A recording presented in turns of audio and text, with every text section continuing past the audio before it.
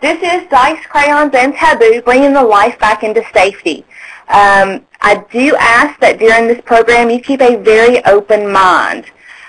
Most of the time when I do this presentation, the first comment is, my employees probably would not participate in this. And what I tell people, at least try it 2 or 3 times, because you will be surprised at what your employees will actually enjoy. And we'll talk about why they may enjoy this in just a few moments.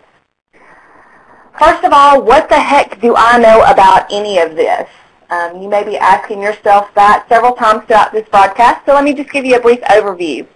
I do have 21 years of management experience, so I've heard several of the excuses and the reasons people give for working unsafe and why they don't want to participate in a program. So I'm going to give you some tips on hopefully how you can get past that and really get your employees involved. And I will tell you, after doing this for a few years when I worked in manufacturing, I actually had employees that watched me like a hawk and would point out things that I did. And that's exactly what you want. You want your employees watching not only you, but watching each other. And through some of these activities, you can help teach them how to do that. I also have 15 years of safety experience in retail, manufacturing, and education. So I'm a little well-rounded.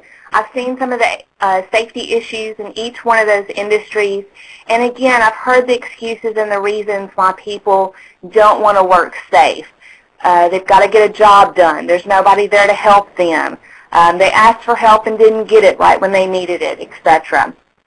And the last thing is, I've spent a whole bunch of years being a bored, not paying attention, don't really care what you say because you're just lecturing these students. I'm one of these, if I sit into a classroom and I'm just lectured to, my mind is somewhere far, far away. So, let's talk about what type of students you may be dealing with. First of all, today's workforce wants to be entertained. This generation that are coming up now, they grew up with the Xbox, with Wii, Atari, Nintendo, computers, extreme sports, and a lot of competition. They're not like the employees of the past where you could say, this is what needs to be done. They come in, they do their job, they get their paycheck, and they go home. This is the generation of why. Why do we have to do it that way? That's boring. Why are you not entertaining me? Can't we have a more interactive session, etc.? The current employee also grew up competing for the best spots and getting the information fast and the I want it now attitude. If you notice, are you working human resources? Because I know several safety professionals do a gamut of different duties wherever they're employed.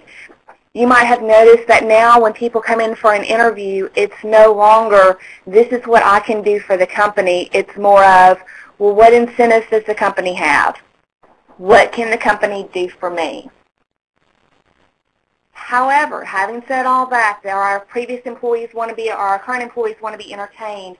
We do still have some of the current employees that think training is unnecessary. You pay me to do a job. I'm going to come in, I'm going to do that job, and I don't need any of this extra crap. I'm going to do what you tell me to do, and then I want to go home. And we kind of have to steer away from that mentality and help them get past that. Now let's look at the old way of training versus the new way. Ironically, first thing under the old way is PowerPoints. And what am I using? A PowerPoint. But we are going to make this a little interactive, like I said, later on. PowerPoints are great to bring home your point. What you want to keep from is combining a strictly lecture and a PowerPoint. Videos are another good thing. You can use videos. In this old way, it doesn't mean that you necessarily have to just do away with all this. It's really good if you combine it into a variety of different things. In the past, when I worked in retail, we would pop in a video. It would go over hazardous materials. I'd take the video out, give them a test, grade the test, and that was it. That was their training. That no longer works, and employees will not retain that information if you do it that way. Again, paper test. You do have to have a lot of that verification for OSHA, but I can help you incorporate doing the paper test with some interactive training. The standard way of doing things, and employees retaining information, you really have to start getting creative. So let's talk about the new way of doing things. Think about your attention span and how long you like to be lectured to. For the most part, people will listen to something for about 10 minutes, and then they want some type of activity or something where they can do something hands-on, whether it's writing down information, standing up, moving around, because this is all about retention.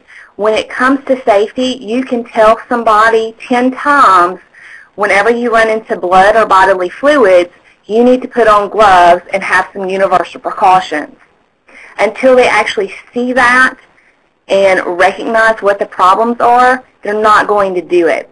One of the things we use in our bloodborne pathogen training is we actually make up some blood and put it on a table and let them see it and see why they need to have gloves on, and then also how to take their gloves off properly.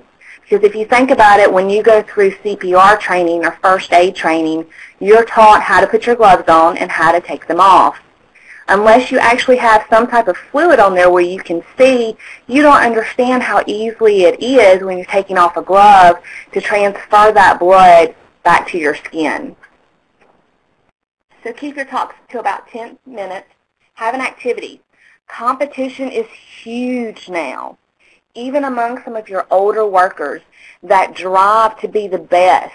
And you can really help motivate your employees by having some good old-fashioned competition. Nothing where you're going to have a knockdown drag out, but just something where they can compete.